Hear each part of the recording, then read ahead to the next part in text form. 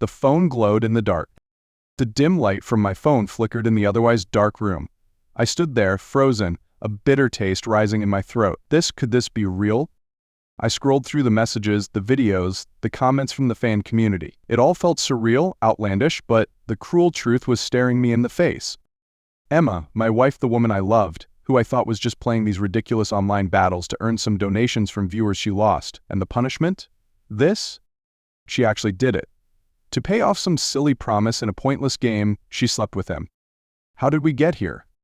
My name is Xavier, and this is our story. I'm 35, not too old but not young enough to be carefree. My life has always been pretty simple, a steady job, a few regular hobbies, and a preference for things to move slow. I never thought I'd fall for someone as vibrant and energetic as Emma. Emma, 29, a social media star. But to me, she was always the passionate street dancer I met years ago. I remember it clearly. She was filming a freestyle dance video when someone tried to snatch her phone. Everything happened so fast, but I instinctively chased the thief and got her phone back. That's when our lives intertwined. We started talking, dating, and realized we were perfectly complementary. Emma was full of energy, and she made me feel alive. I brought her calm and stability in her fast-paced life. We took our time with marriage. Everything felt natural between us. I always knew Emma had a special pull with millions of fans. Before we met, she was a popular dancer online. Her creative moves attracted tons of views. I never felt bothered by it.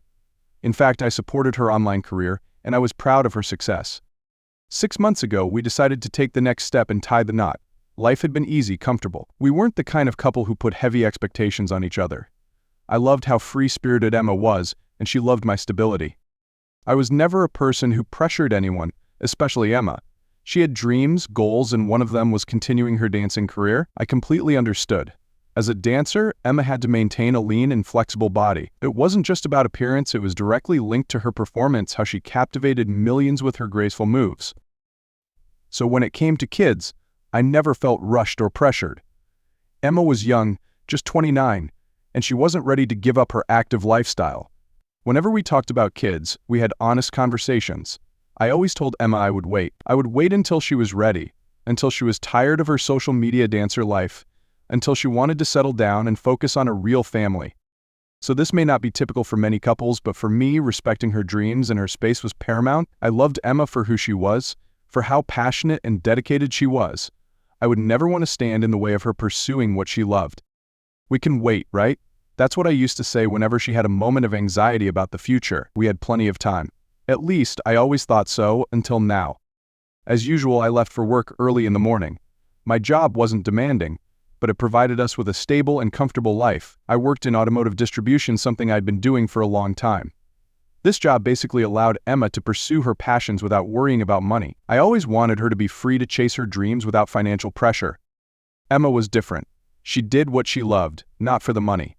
Those PKs, those one-on-one battles on TikTok, were mainly for fun, to interact with other TikTok stars and bring joy to viewers. I understood her. Emma loved laughter, vibrancy, and feeling loved by the online community. But sometimes those games went too far. In PKs, losers had to face punishments requested by fans. Initially, it was just harmless fun, nothing to worry about.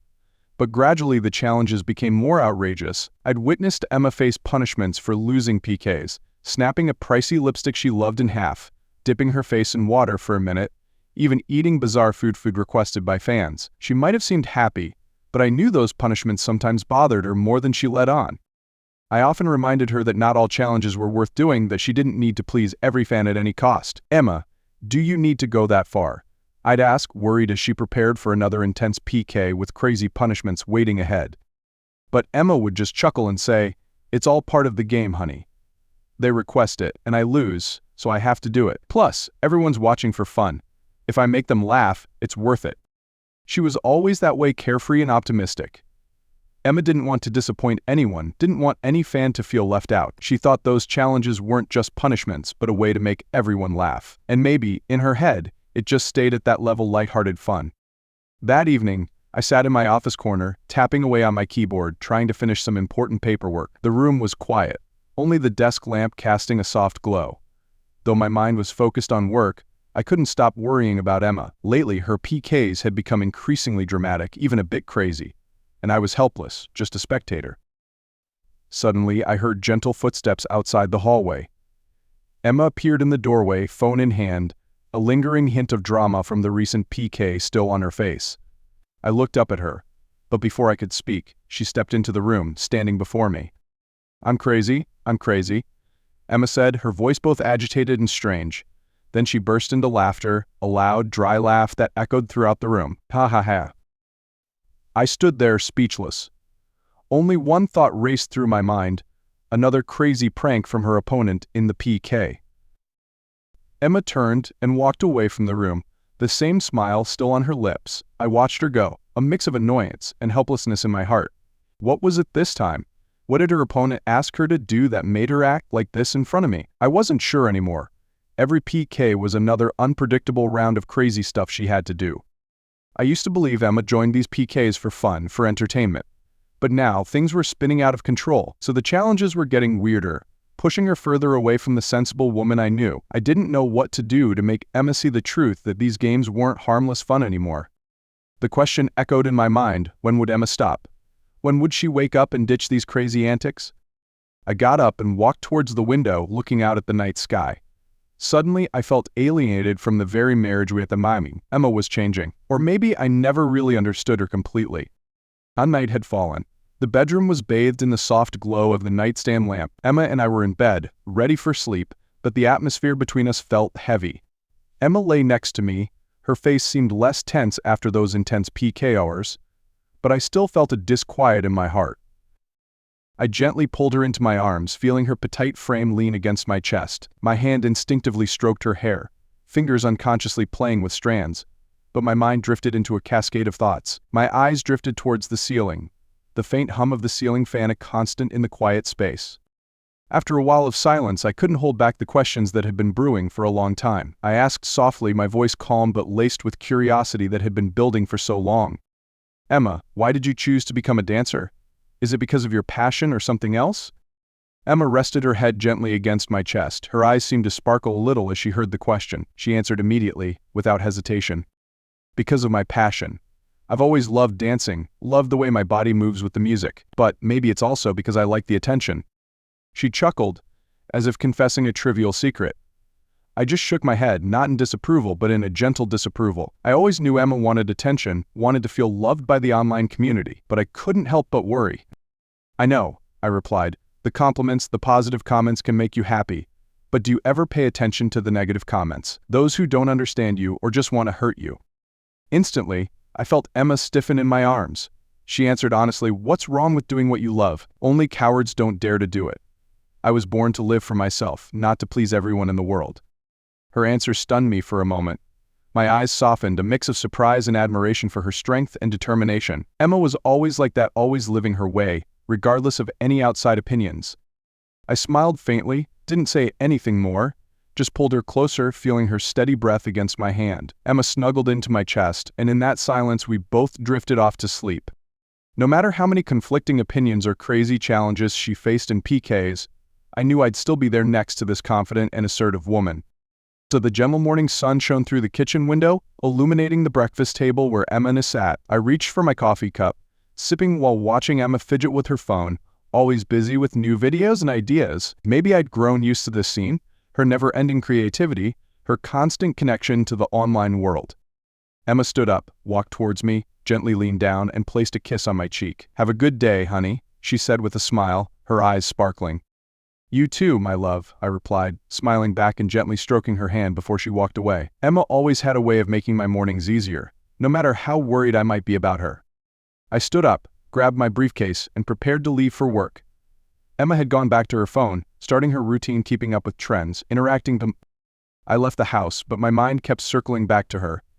Even though Emma always insisted everything was fine, I still worried that social media would pull her too far. I knew she was passionate, but there were things I wasn't sure she could control. But then I shrugged, started the car, and drove straight to work. As for Emma, after I left, she focused on her work. It had been 2 days since she posted a new video, and this made Emma feel a bit pressured. She knew with her current posting frequency, 2 days off was like disappearing for her fans. She quickly filmed a video that caught the latest trend of dance that was going viral on TikTok. Emma's moves were light but graceful, and she always knew how to stand out in a sea of participants. After a few minor edits, she was satisfied with the result and hit the upload button. Less than half an hour later, Emma received an invitation to join a live stream from another popular female TikToker. They had known each other for a while, interacted in several PKs, and became online companions. Emma accepted the invitation and quickly joined the live stream. On the screen, Emma appeared with her friend, both chatting happily with the thousands of viewers. Comments kept pouring in, questions, compliments, and the familiar challenges that fans often sent. "Emma, long time no see. Where have you been all these days?" her TikToker friend laughed. Emma replied with a smile, "Oh, just taking a break. But I'm back now, ready for whatever crazy antics you guys like." They continued chatting with fans, sharing new plans, upcoming videos, and a few everyday stories. Everything was going smoothly until another popular male TikToker known for his dramatic PKs appeared in the live stream. Emma looked up at the screen, instantly recognizing the familiar face. He smiled, greeted the two girls, and the atmosphere suddenly became more lively than ever. The fun was about to begin, and Emma knew this could be the start of a memorable live stream, but also full of uncertainties. I sat on the sofa, scrolling through my phone after a long day at work. I accidentally stumbled upon a TikTok video of Emma that was trending. This wasn't unusual, as Emma frequently created videos that attracted large viewership. However, I didn't follow her on TikTok partly because we had an agreement to keep her online life separate from our personal lives. She didn't follow me either, as a way to maintain our private space. Out of curiosity, I clicked on the video. It was a new dance, a trending move. Emma, with her familiar moves, was captivating as always. I smiled faintly as I watched her juggle the graceful and skillful movements. Even after years, I was still drawn to her talent. After watching the video, I unconsciously clicked on the comments section, thinking I would see the usual praise. But this time was different. Amidst the complimentary comments, a few others appeared, making me pause. "Did you settle the bet yet?" "Looking forward to seeing the bet settled." "Still haven't seen the bet settled. How could you forget?" I frowned, a sense of unease washing over me. "Settle the bet? What was that related to?" "It must have something to do with those PKs Emma often participated in. That much was clear. I was used to her taking on challenges from those PKs, but I never thought it would become a topic of discussion like this." Lost in thought, I suddenly heard gentle footsteps coming from the stairs. Looking up from my phone, I saw Emma coming out, dressed elegantly in a sophisticated outfit with a trendy shoulder bag. She looked chic, a far cry from her usual look at home or when filming videos. I was a little surprised, then asked, "Where are you going, Emma?" She smiled, adjusted her bag on her shoulder, and replied, "I'm going out to meet some old friends. It's been a while since I saw them." My mind immediately went to the female TikToker friends Emma often mentioned, the ones she livestreamed or PK'd with. It was all just part of her ongoing connections, and I didn't want to discourage her from getting together with them. I nodded, smiled faintly, and said, "Oh, okay, have fun." Emma smiled back, then walked out the door, leaving me with a string of questions swirling around those comments. I didn't want to doubt her, but every time I saw those words "settle the bet," I couldn't help but feel anxious. After Emma left, I remained seated on the sofa, my mind suddenly heavy. I couldn't stop thinking about the comments I'd seen on her video. Settle the bet, what did this imply? I questioned myself, continuing to scroll through TikTok mindlessly, as if hoping to find the answer. A trending topic suddenly caught my eye.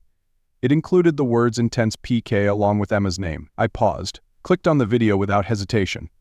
The screen split in two, showing Emma on one side and a man named Lion, a name I recognized from the TikTok community, on the other. Emma was on the right, her familiar smile ready for any confrontation. Lion was on the left, looking confident and carefree. On the screen, their scores kept changing, rising with each donation, and fans on both sides continuously flexed about their wealth. The money kept pouring in from both sides, and the competition became more intense than ever. I saw Emma's donations come in, but gradually Lion's number started to surpass hers. Every passing second, and in the final minute, Emma was just a few points away. I could see her expression falter slightly when the score stopped. Emma had lost. Right after, Lion burst into laughter. Then, in a deep and arrogant tone, he declared his bet settlement request: "Book a hotel room, Emma." My heart nearly stopped in that moment. Book a hotel room, what did he mean? I didn't need much imagination to understand the implications behind those words. Was it just a joke or a genuine part of the agreement? Both sides of the audience reacted wildly, some laughing with glee, some spamming encouragement or teasing comments, but all I felt was anxiety and discomfort rising within me. Emma didn't react immediately.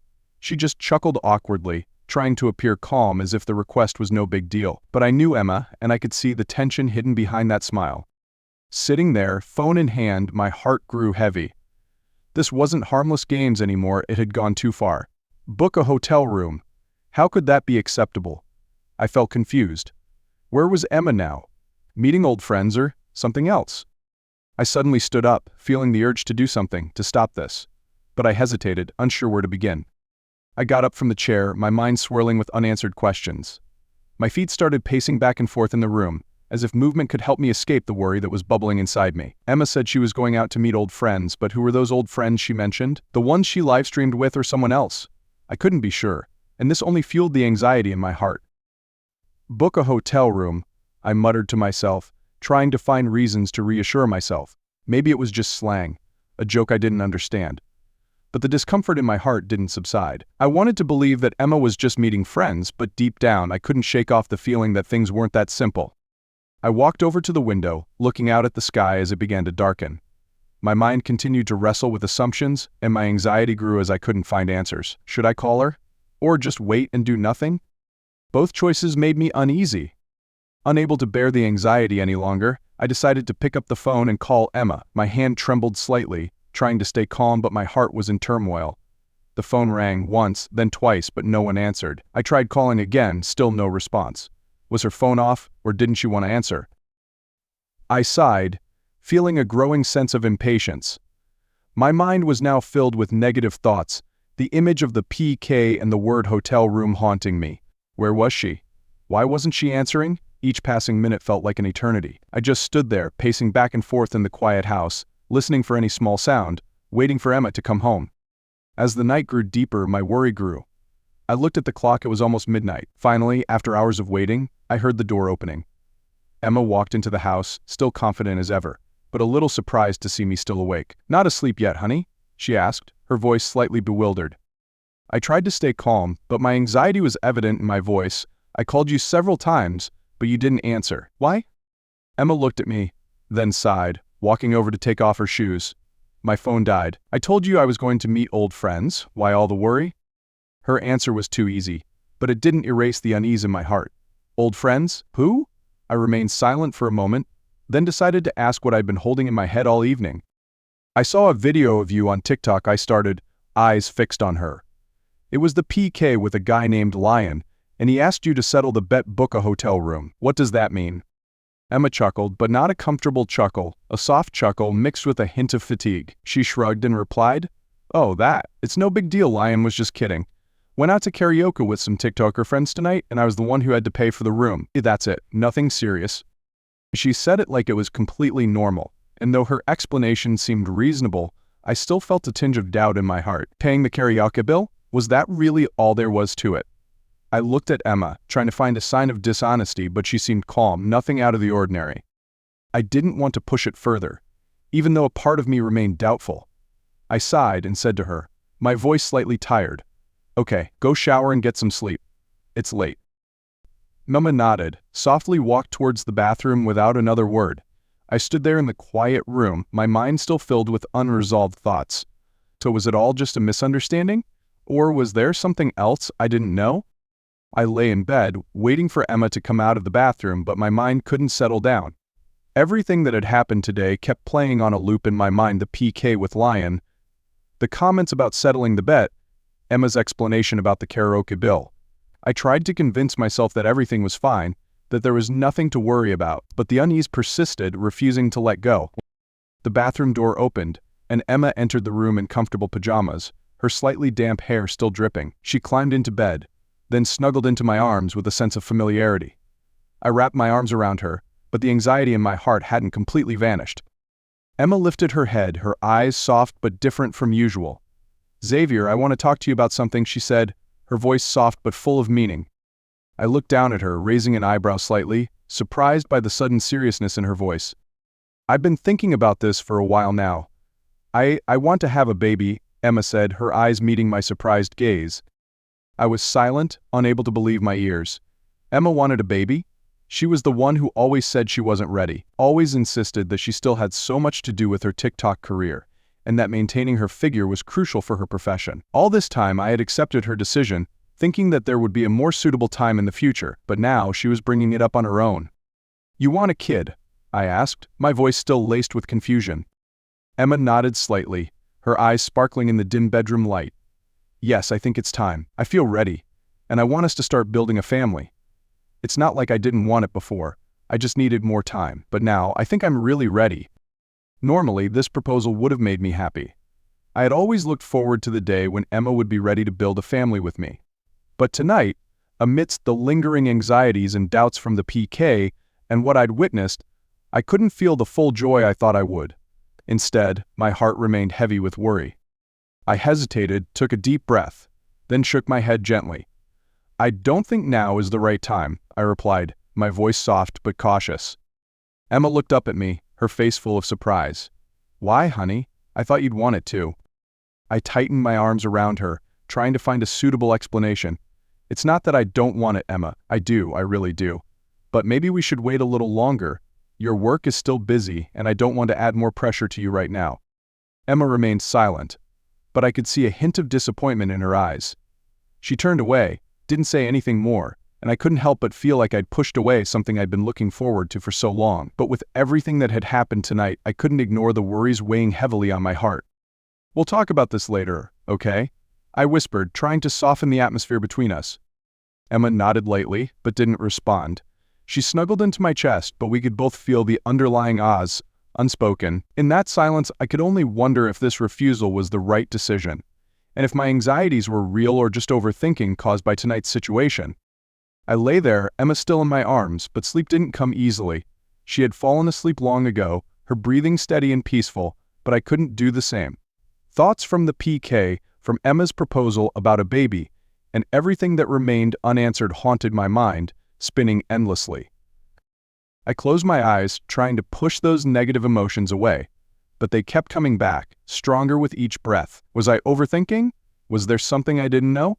My mind got lost in unanswered questions, leaving me tossing and turning all night, unable to find peace. The next morning I left for work as usual, but the feeling of heaviness lingered. The restless sleep and anxieties from the previous night left me feeling tired.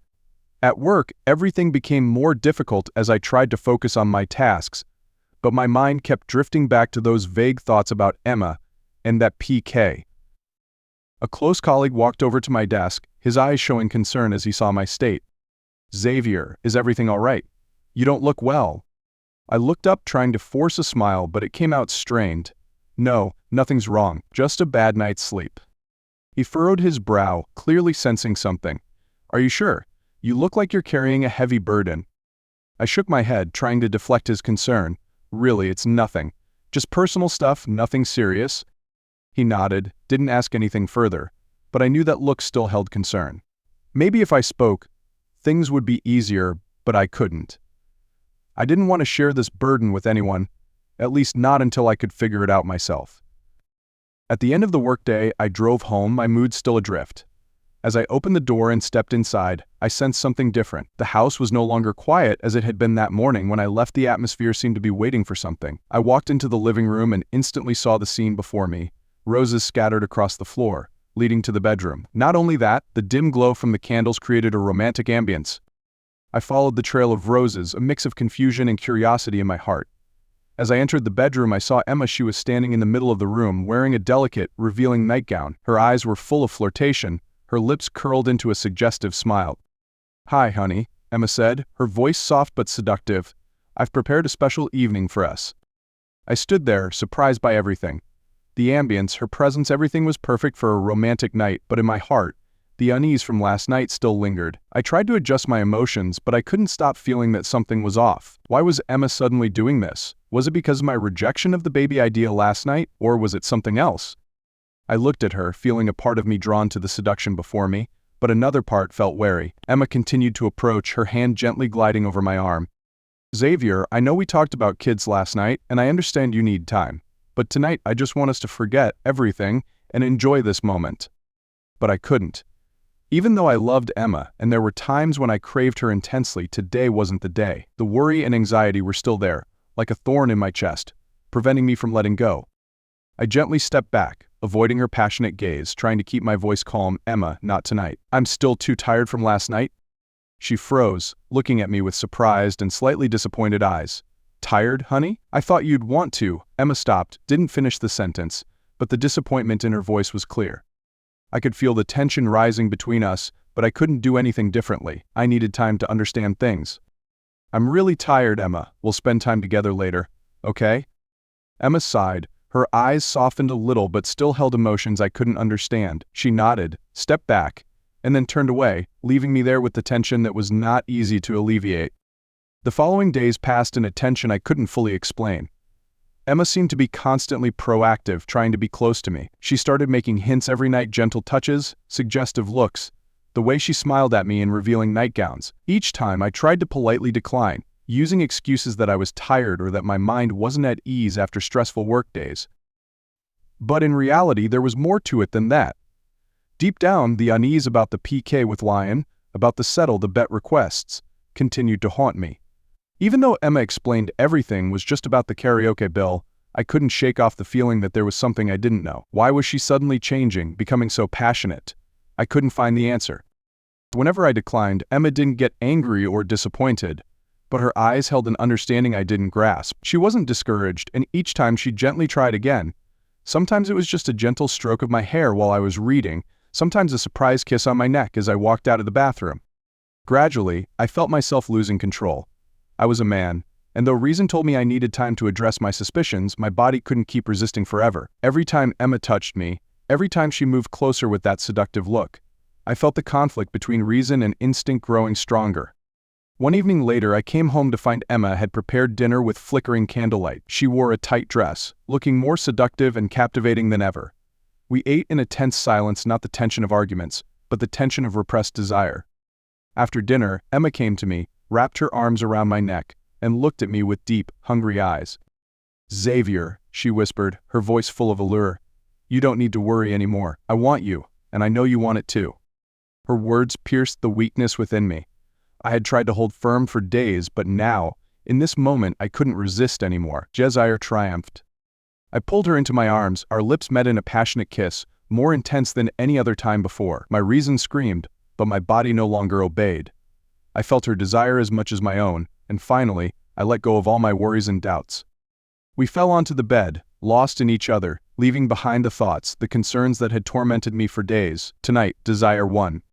The gentle morning light seeped through the curtains, casting a soft glow on the bed where Emma and I lay. I slowly awoke, feeling lighter than ever.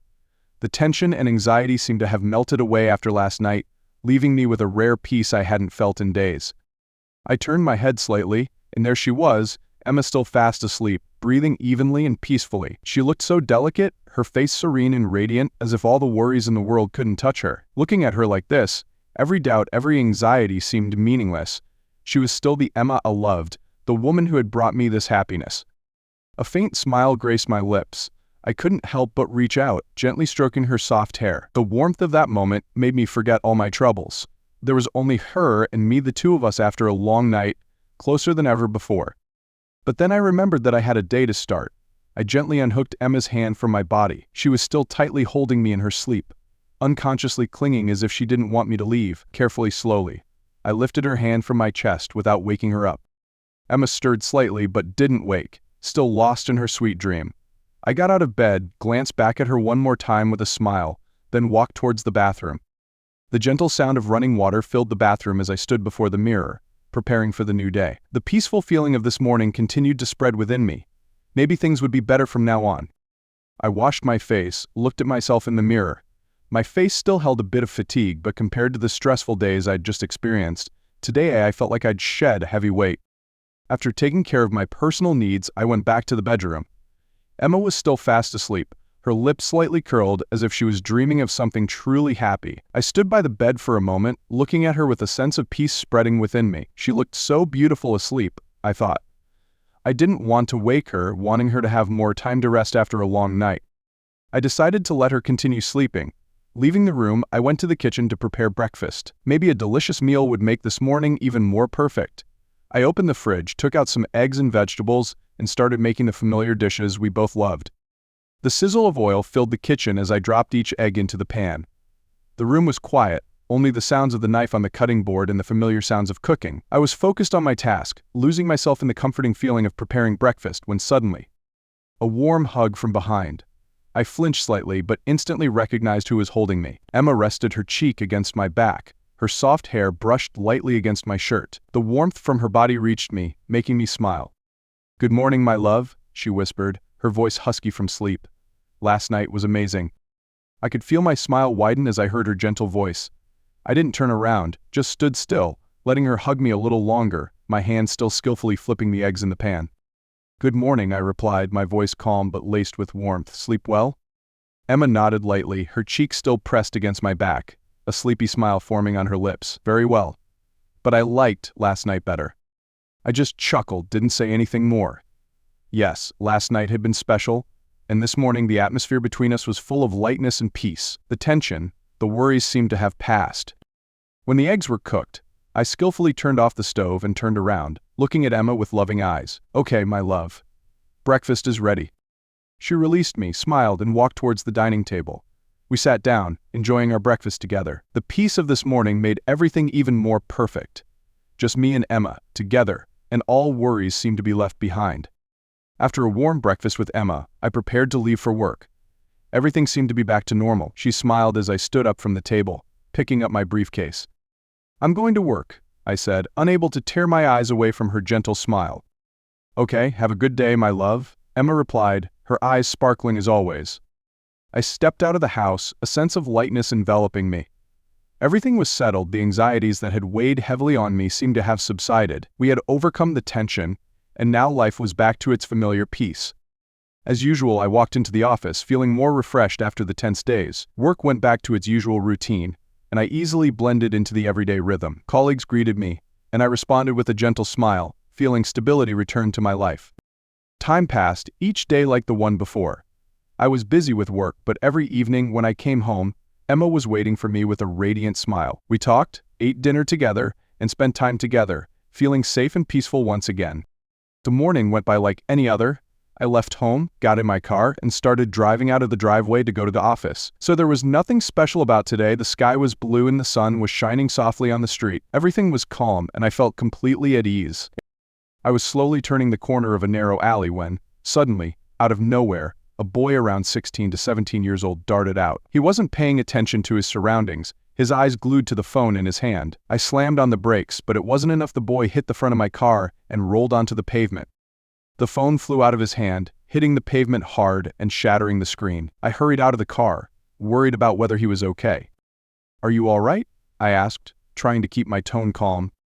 The boy, clearly still dazed, looked up at me with an angry expression.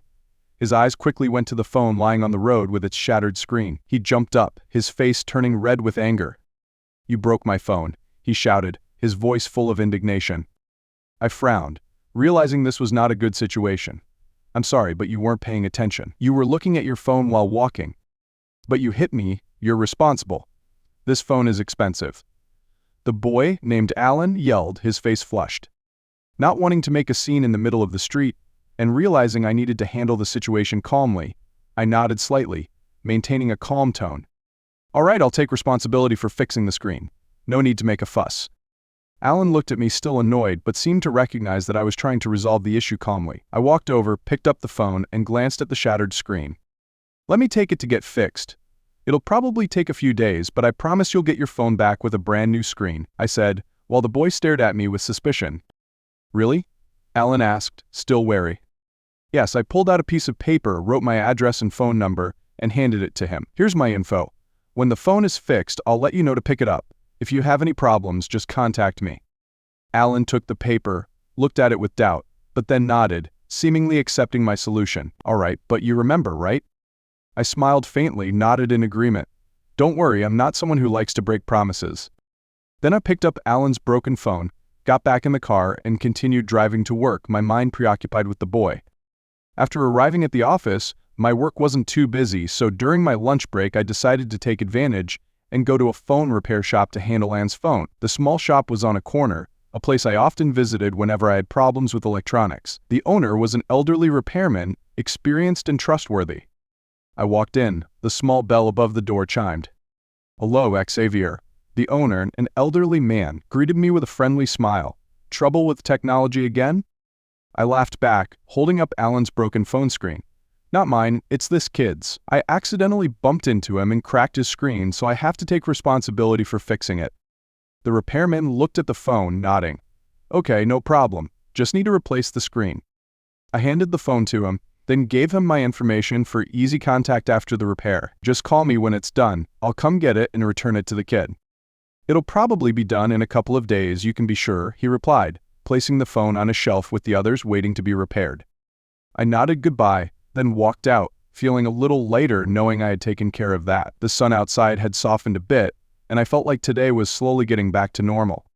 After a day at work, I drove home, feeling more at ease after having dealt with Alan's phone. The way home was familiar and quiet. The streetlights began to turn on as dusk approached. I wondered what Alan would think when he received his phone with a new screen. Hopefully he would be less upset. When I got home, I felt a little lighter. Life just continued, and sometimes these small issues made me realize that everything could be resolved if we stayed calm and realistic. A few days later, as promised, I went back to the phone repair shop to pick up the repaired phone for Alan. When I entered the shop, I saw the owner sitting behind the counter, his hands diligently assembling a different device. "Hello, Xavier." He looked up, recognizing me right away. "The kid's phone is ready, it's all fixed." He retrieved the phone from the back shelf and handed it to me. The new screen had been replaced, but the owner shook his head, chuckling before giving it to me. "This phone is just full of data. It's so heavy with storage that it's overheating," he said, his voice laced with humor. "There are videos, useless apps. This kid must spend all day glued to the screen." I laughed awkwardly, not wanting to discuss Alan's habits. Kids these days, they all spend their time on social media and games. The owner nodded in agreement, then handed me the fully repaired phone. "All done. Don't let it get bumped again." I paid him, thanked him for the quick repair, then took the phone and walked out. The weather outside was sunny, the air a little warm, and I felt relieved to have taken care of the issue. After getting the phone, I went to a nearby public phone booth.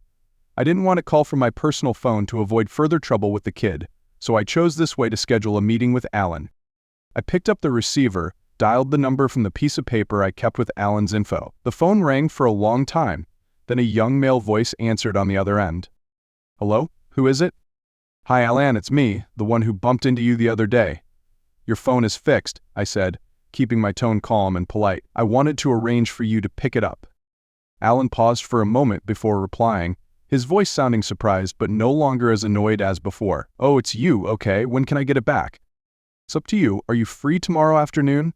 We could meet at the coffee shop near the alley where we bumped into each other," I suggested. "Tomorrow afternoon works for me." "Thanks," Alan replied, his voice softer than before. "No problem, I'll see you there. Be sure to be on time." I chuckled lightly before hanging up, feeling like I had fulfilled my responsibility. After calling Alan, I drove home, feeling relieved that everything was done for the day. As I walked through the door, I smelled a strong aroma coming from the kitchen, a warm and familiar scent that made me smile. Emma was cooking, and the feeling of coming home, of being awaited by the one I loved, always brought a sense of peace. I walked into the kitchen and saw Emma standing in front of the stove, gently stirring a pot of soup. She was wearing a cute apron, her hair tied back neatly, and she looked so peaceful. Hearing my footsteps, Emma turned, her eyes lit up, and she gave me a gentle smile. "Hi, honey, you're home," she said, her voice soft but full of warmth. "Yes, I'm back. How was your day?" I asked, walking closer, gently embracing her from behind. Emma laughed, leaning into me slightly. "Not much, just tidied up a little and made dinner. I want to try this soup." I leaned down, kissed her cheek, feeling the softness and warmth of her skin. "I'll love anything you make." We held each other for a while, enjoying the peace and quiet of the kitchen. The aroma from the soup made everything feel so warm. Life was so simple yet full of happiness when we had these moments. Finally, I released her and said, "I'm going to take a shower, then I'll join you for dinner." Emma nodded, still smiling. "Go ahead, but don't make me wait too long." I kissed her forehead one more time, then walked out of the kitchen towards the bathroom, feeling the happiness coming from the small joys of daily life.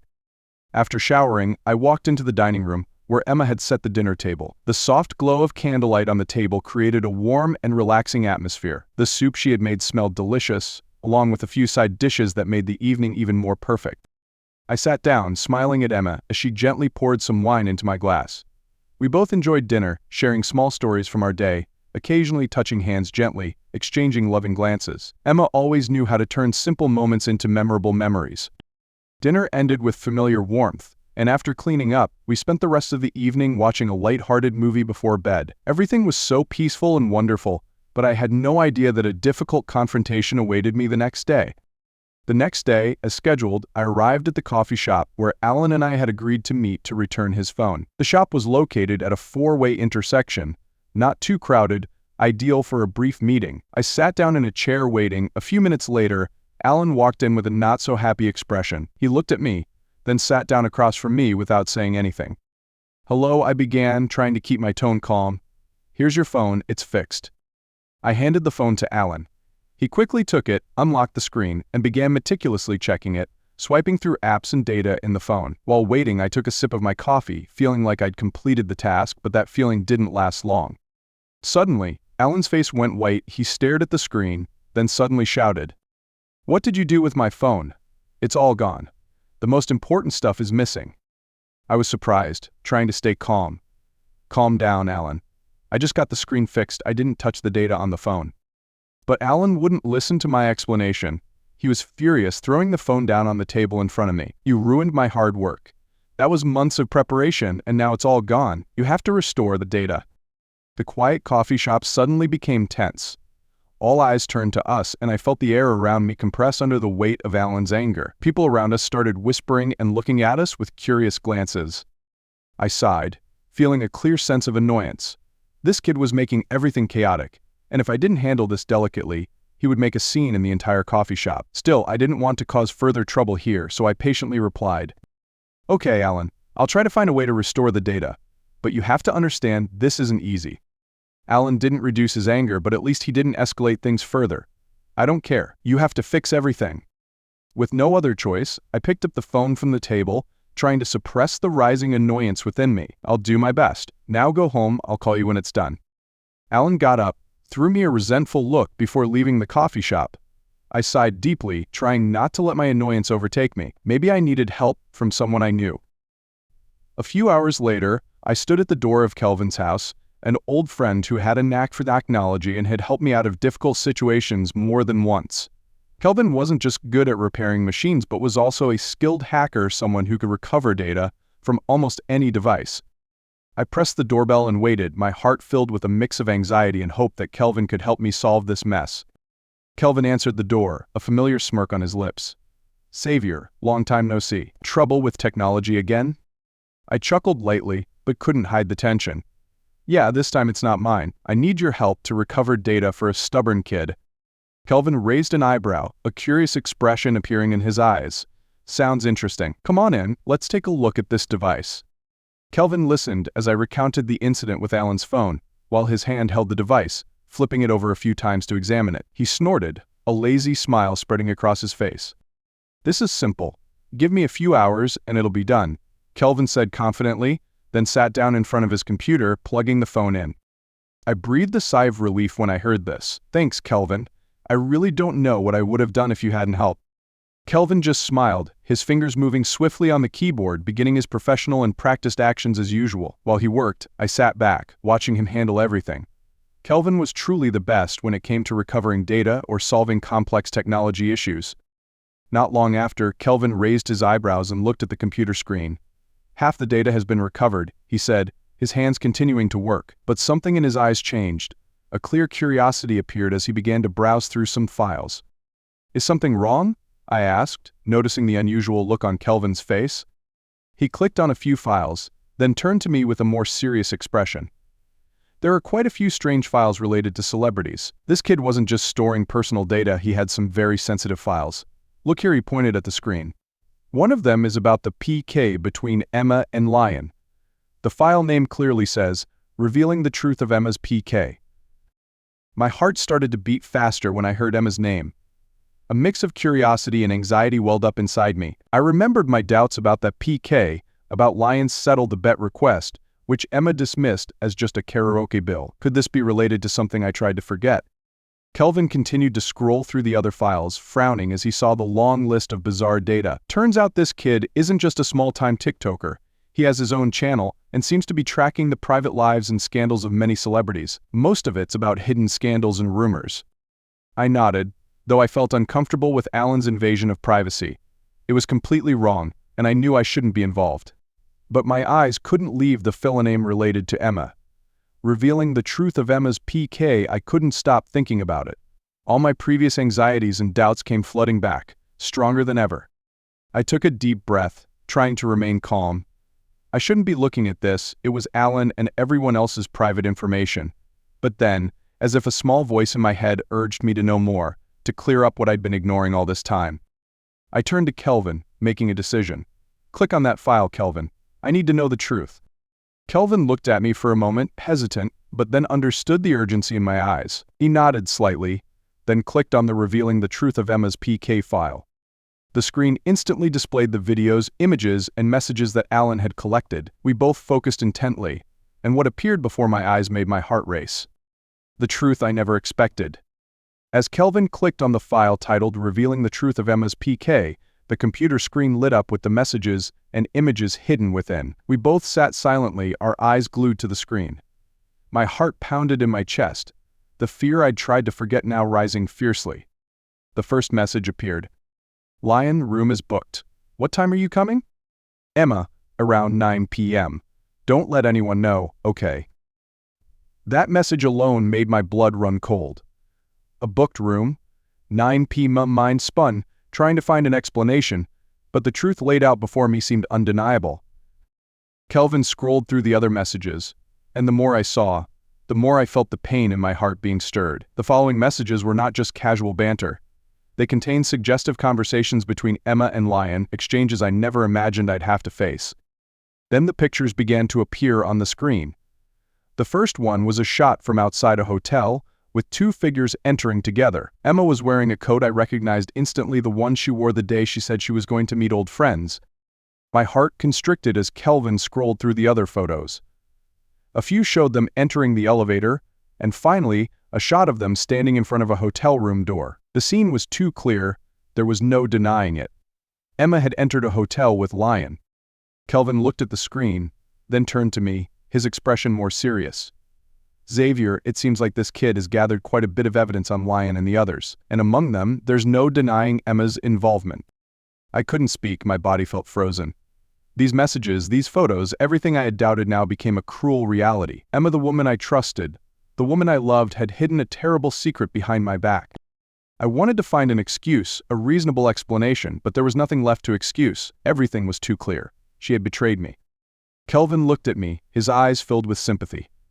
"Xavier, I understand this is a huge shock, but you need to decide what you want to do next. You can confront Emma or let it go. But I think things can't go back to how they were." I remained silent, the pain in my heart like a sharp knife cutting through my thoughts. How could Emma do this to me? I completely trusted her, tried to overcome my doubts, but in the end received this terrible betrayal. There was nothing left to say. Only the pain gnawed at every corner of my heart. I sat there, staring at the computer screen, my mind swirling like it was caught in a violent storm. How did things get this bad? What I had just seen felt like I'd been blown off the ground, falling into the endless void of bewilderment and pain. Each message, each picture now surrounded my mind, leaving no room for any defense. I turned to Kelvin, my voice heavy, trying to stay calm but unable to hide the pain within. "Kelvin, if you're done restoring the data, please help me return the phone to the kid." Kelvin looked at me, his eyes full of compassion. He probably understood a little of what I was going through. "You, Xavier, are you all right?" I nodded lightly, but not because I was okay, but because I didn't know what else to say. How could I be okay when everything around me was falling apart? I felt the undercurrent in my heart dragging away everything: trust, love, and everything I'd built with Emma. But I didn't want to face it right now. I needed to leave, I needed space to think. "Yeah, I'm fine for now. I need to go home, think more about it," I said, my voice catching in my throat. Kelvin nodded, though he seemed to doubt I was really okay. "Okay, I'll take care of the phone. When you're ready, I'll be here." I stood up, trying to keep my steps steady. "Thanks, Kelvin. I'll contact you later." Kelvin just remained silent, watching me with sympathetic eyes as I left his house. The sound of the door closing behind me seemed to echo in my heart as a warning that things would never be the same again. I drove home but felt like everything around me was foreign. The familiar road now seemed meaningless, as if I was driving through a dream, but a terrible dream. Emma had betrayed me with Lion. That phrase repeated itself in my head, suffocating my heart bit by bit. I wondered how I could face her after discovering this truth. We had lived together, laughed together, had dinner together, and she had hidden all of this from me. Every moment with Emma now felt hazy and painful, as if our entire marriage had been a stage play. When I arrived home, I stopped the car and sat for a moment, staring at the front door. Inside, Emma was probably continuing her daily routine, oblivious to the dark truth I had just uncovered. I didn't know how to confront her. What could I say? Explanations probably wouldn't matter anymore. I sighed, feeling like I had just gone through a huge storm, but the real storm was still waiting ahead. I walked into the house, feeling a heavy fatigue as if the whole world was weighing down on my shoulders. As the door closed behind me, I heard Emma's footsteps from the kitchen. She quickly appeared, her familiar smile, but I couldn't respond. Everything felt too heavy to pretend like nothing had happened. "Hi, honey, you're home," Emma said with a cheerful voice, but I just nodded slightly, not saying anything. I felt like I couldn't respond to those words anymore. I walked straight towards the bedroom, trying to avoid her gaze. Each step was heavy, each one pulling me deeper into the pain I was trying to suppress. Emma, perhaps sensing the strangeness in my demeanor, followed me, worried. "What's wrong? Is something wrong?" I didn't respond, just opened the bedroom door and walked in.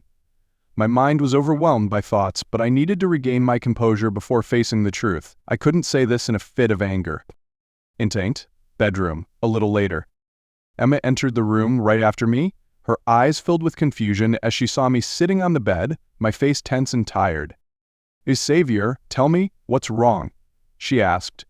Her eyes filled with worry and concern, but I knew this concern would only make things more now. I sat silently for a long time, trying to stay calm, my breaths heavy. Then I looked up at her, feeling like each word was burning in my throat. "Emma," I said, my voice deep and heavy, "I know." My words made Emma stiffen. Her eyes shifted from worry to confusion, as if she didn't understand what I was talking about. "I know what? What are you talking about?" I looked straight at her, my eyes turning cold and serious. "About Lion. About that PK, about the hotel." Emma froze, her eyes widened in shock. Then she shook her head, her voice trembling, as if she couldn't believe what I had just said. You're saying what? Are you accusing me? There's nothing to it. You have no proof." I stood up, feeling anger overtaking me, unable to hold it in anymore. "Proof? You think I don't know? Everything, the messages, the pictures, they all speak the truth. You went to the hotel with him, and you've been hiding it from me this whole time." Emma rolled her eyes, her breath quickening. "You have no evidence. You're just imagining things. It's not true. You can't accuse me just because of baseless assumptions." I looked at her, my heart filled with disappointment and pain. How could she stand there, in front of me, and still deny everything like that? My voice was heavy and bitter. "Emma, you think I'm stupid enough not to see the truth. You've deceived me, and now you can't escape it anymore." We started to argue, our words becoming increasingly heated. Emma kept denying it, saying that I was imagining things and accusing her unfairly. I couldn't stay calm. The pain of betrayal made my words sharper. Emma stood there, taking a deep breath before exhaling angrily. She looked at me, her eyes filled with anger mixed with disappointment. "You're being unreasonable," Emma said, her voice trembling with anger. "You don't believe me, you're accusing me unfairly. I can't take this anymore." She turned, stomped out of the room, leaving me there with my simmering anger and crushing pain. I heard the living room door close behind her, signaling that she would sleep out there tonight, a cold war. I sat down on the bed, unable to sleep. I knew the truth, but facing it like this made things even harder. Time seemed to slow down, and all night I just sat there, staring into space, unable to shake off the thoughts of betrayal. The next morning, as the light began to filter through the curtains, I was still lying in bed, my body weary and my mind heavy. I had stayed awake all night, unable to find peace in my soul. A sense of listlessness and helplessness overwhelmed everything. Before I could confront Emma, my phone rang. It was my sister, Anna. Her voice was a mix of worry and urgency on the other end. "Brother," Anna said, "did you go on TikTok yet? What's going on with Emma? You need to see this right now." I felt my heart beat faster. With trembling hands, I opened my phone and went to TikTok. Instantly, I saw it. Large text in bold at the top of the page, revealing the truth of Emma's PK married but still slept with another man. Even though I knew the truth, seeing it exposed publicly to thousands, even millions of viewers, I couldn't escape the pain and humiliation. The ache in my chest flared up stronger than ever. My hand shook as I held the phone. Everything I'd tried to keep, the trust, The love for Emma now felt completely shattered. I couldn't sit still any longer. I decided to confront her one last time. I walked into the living room where Emma was sitting with red eyes and a worried face. She knew what had happened, but when she saw me, she tried to maintain her composure. "Xavier, it's all fake. The things they're saying online aren't true." Emma shook her head, denying it. "You have to believe me. They're trying to ruin me." I stood there, looking at her, my heart turning to ice. "Fake. Emma, the evidence is right in front of us. The messages, the photos, it's all so clear." Emma widened her eyes, her lips trembled, her voice caught. "No, it's not like that. I was forced, threatened. Lion threatened me, made me do those things." She burst into tears, her tears flowing as if all her pent-up emotions had finally exploded. "I was wrong, but I had no other choice. You have to believe me, please?" But at this point, my heart had turned cold. All the feelings, all the trust I had had were now ashes. Even with her tears and pleas, I could no longer see the woman I had loved. She had betrayed me, betrayed the love and trust I had given her.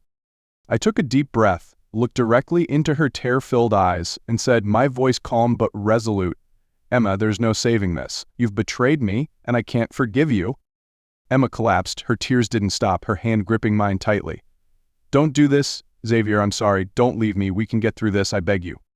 But I just shook my head, looking at her one last time with a heart that had gone numb. "No, Emma, we're over." I turned away, walking out of the room, leaving Emma's sobs behind. It was the only thing I could do, but I couldn't continue living in lies, and I knew this marriage was over. My love for Emma had died with her betrayal. I walked out of the house, feeling like I had left everything behind. No more Emma, no more deceitful past. I walked into the twilight, my heart ached but also felt lighter. The road ahead might be difficult, but at least I was no longer being deceived.